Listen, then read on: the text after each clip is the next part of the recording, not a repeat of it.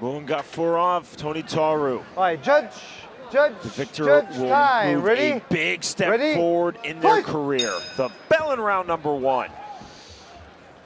This fight is brought to you by Leroy International Bones and Joints Care.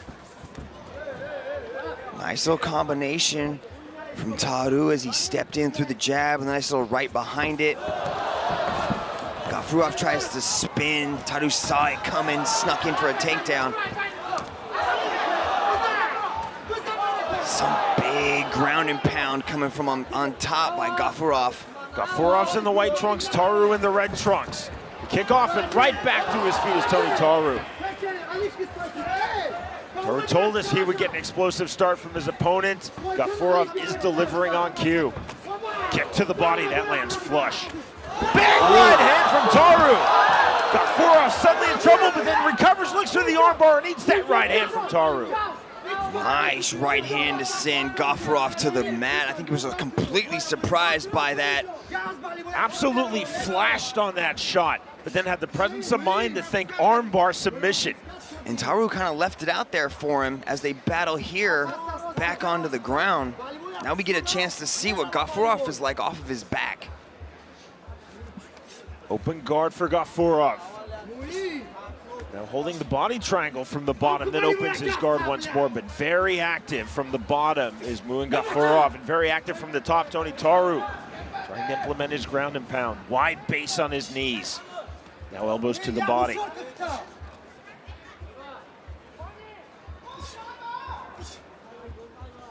Smart little reverse elbow by Taru into the thigh of Gafurov. Looking again for the armbar from the bottom, Gafurov. Threatening the triangle, but Taru's doing the right thing by posturing up. There's a possible armbar there. You can see him just kind of cranking on that arm, but it's a little bit high, or a little bit low rather, onto the forearm, not necessarily deep enough onto the elbow. He's kind of cranking it the other way a little bit. Gafurov not content on his back, he's attacking with submissions. You see how active he is with his guard. Opening and closing, switch to the body triangle. There he is, possibly attempting the Again armbar looking now. for the armbar, absolutely. But you can see how Taru's elbow is up high out of the groin, so it really puts him out of danger for that possible submission there. 2 minutes, 25 seconds remaining, and thus far, what has been a very entertaining round number 1. That's what we expected from these two highly talented, highly explosive fighters, Gafurov and Tony Taru.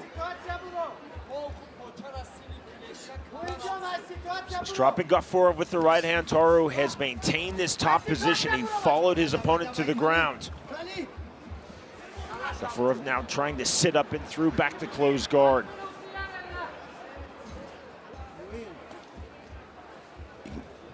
You can see Taru just kind of burying his head there, but Gafurov is trying. He is trying to attempt to open his guard, change the directions of his hips. Again looking for an armbar. Let's go, work. Swing and a miss with the right hand.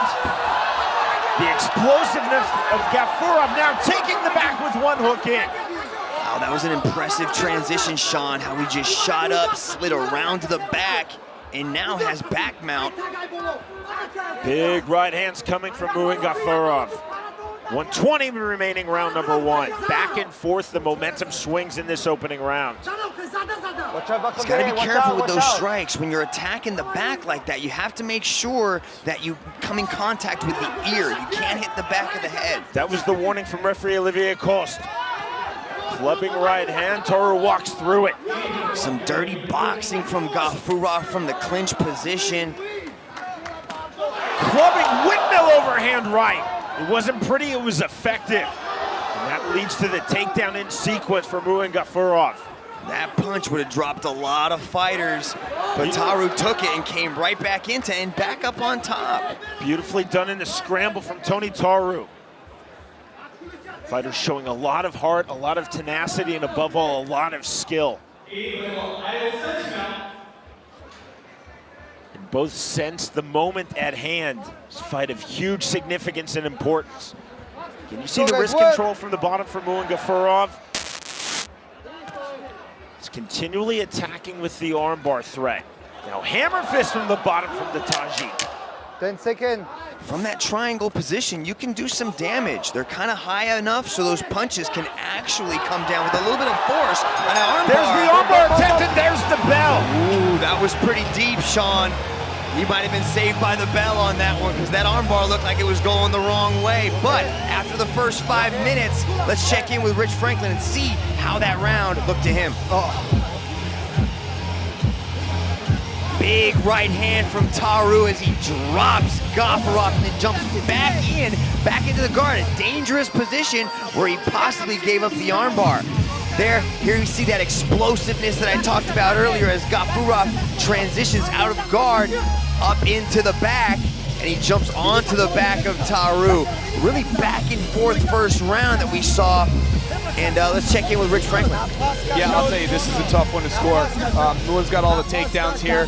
I awarded Tony some ground control for cumulative time that he was riding, but really he wasn't controlling the ground. I also awarded Nguyen a point as well because Nguyen was the one that was attempting all the submissions. I guess the overriding factor here right now is that Tony earned the knockdown in the first round. It was a flash knockdown, and that's in the damage category. So I have him ahead on the scorecards at this point. Rich, that armbar at the end of round number 1 from Gafurov was tight, but then the bell sounded. Right, fighters ready? Fighters Yeah, ready? I'll tell you what, he was just saved by the bell. If he had another 2 seconds in that bell, that fight would have been over. Round number 2 is this outstanding fight is brought to you by Leroy International Bones and Joints Care. You can see Taru's got that left hand real low, and he's kind of just coming up from odd angles into that jab as Gafurov drags him back down, throws the legs to the side for the guard pass. Gafurov trying to work in the side control. Anytime you Watch face out, a high-level watch sambo fighter, you have to protect against the leg locks. Now Taru looks like he was trying to attack the legs. Here's the single as he jumps into a guillotine. Looking for the guillotine and closed guard. See Olivier Coste taking a close look. Taru, though, so skilled in submission grappling. Taru's planting the top of his head to defend against this. Yeah, he's doing it the right way. You can see him fighting the hands to alleviate some pressure, forcing his head down into the mat, but now his head's up off of it. And that's a good defense by Tony Taru. Beautifully defended, planting the head, also peeling off the arm of Gafurov. Gafurov in a position he did not want to burn out his arms. He was really committing to that. Yeah, if you're this early in round 2 and you really try to squeeze that guillotine, you can gas out your arms. You can just exhaust yourself, and later in the fight, they're almost worthless because they just went through so much tension during that attempted submission. The momentum swinging back and forth between Gafurov and Taru. You can see Gafurov put both feet on the hips of Tony Taru. Now he can push away and create a lot of space here. Let's go, guys, what? Taru trying to walk up the body of Gafurov. And then open guard, as you said, Mitch, on the hips. Looking to explode away is Gafurov, but no explosion yet. Thought about closing his guard back to open guard, but he's always being active as Gafurov on the bottom. Yes, he's keeping the guard open, and that allows him to move his hips and possibly threaten different submissions. And Taru continuing to be active on the top, lacing the leg, trying to walk up the body of his opponent. Burying the head under the chin. And that's just really uncomfortable, just to have somebody grind their skull up against your chin. It's really just sort of annoying. You have to move and possibly give up a worse position. Taru tried to step over knee on belly. That was nicely defended from Gafurov. Taru back to the right hand. Bit of a face wash now, then the hammer fist. 2 minutes, 5 seconds remaining round number 2. These two fighters so evenly matched. Right to the body from Taru, had some sting to it. See, nice little transition as he stepped over, but it gave Gafurov the ability to get back up to his feet. Gafurov saw the exit, he walked right through the exit. Knee from Taru, right hand from Gafurov.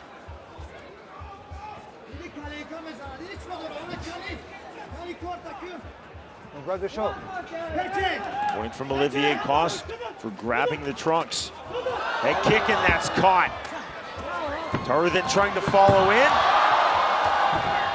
He's taken down on the trip. Nicely done from Gafurov.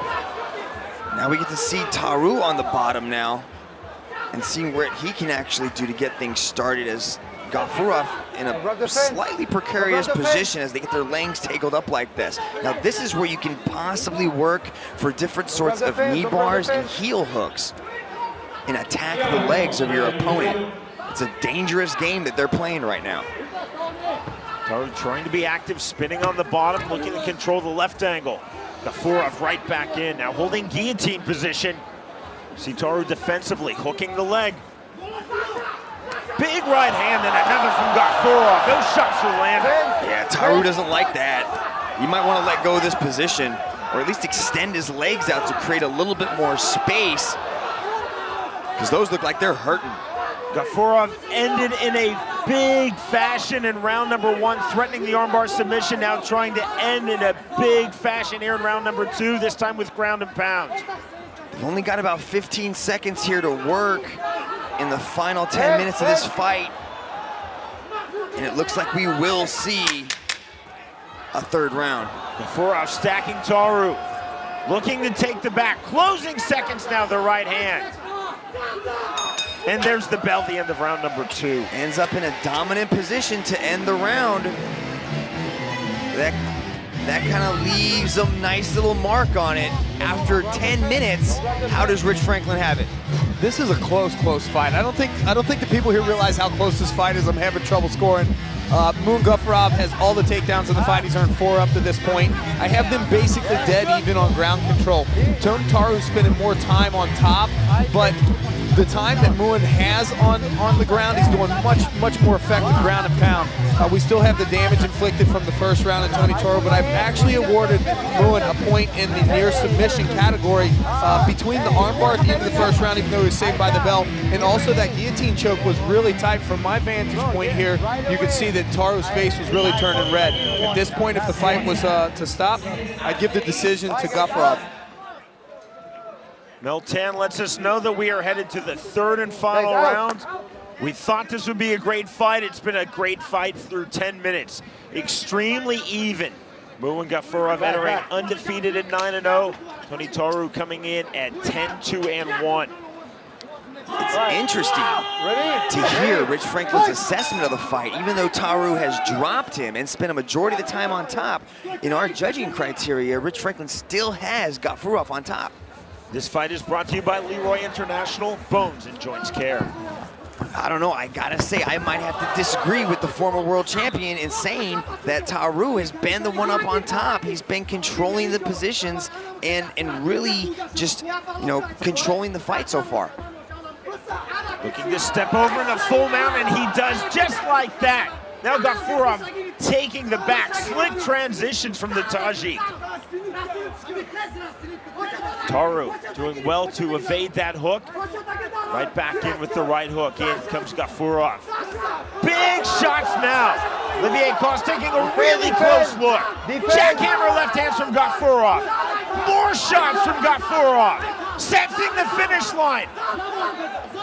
Big shots basing on his right hand. Taru eating loads of shots with the left hand. Now flattening out the finish, Gafurov. More left hands. To the right, to the left. Wow, this is a beating that Taru's taken. How much longer can Gafurov punch with this kind of force before the referee There's your stops answer. the fight? There's the end. Olivier Coste has seen enough. 10 fights, 10 wins, 10 finishes for Moon Gafurov.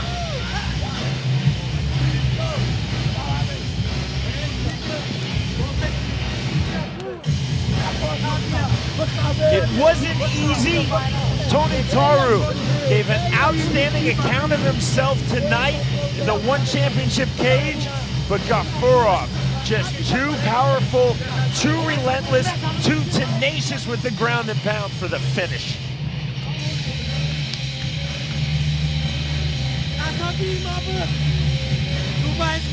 A combat sambo world champion now looks as though he is poised to become a champion here in one. A phenomenal performance from Moon Gafurov. against the extremely tough and extremely talented Tony Taru.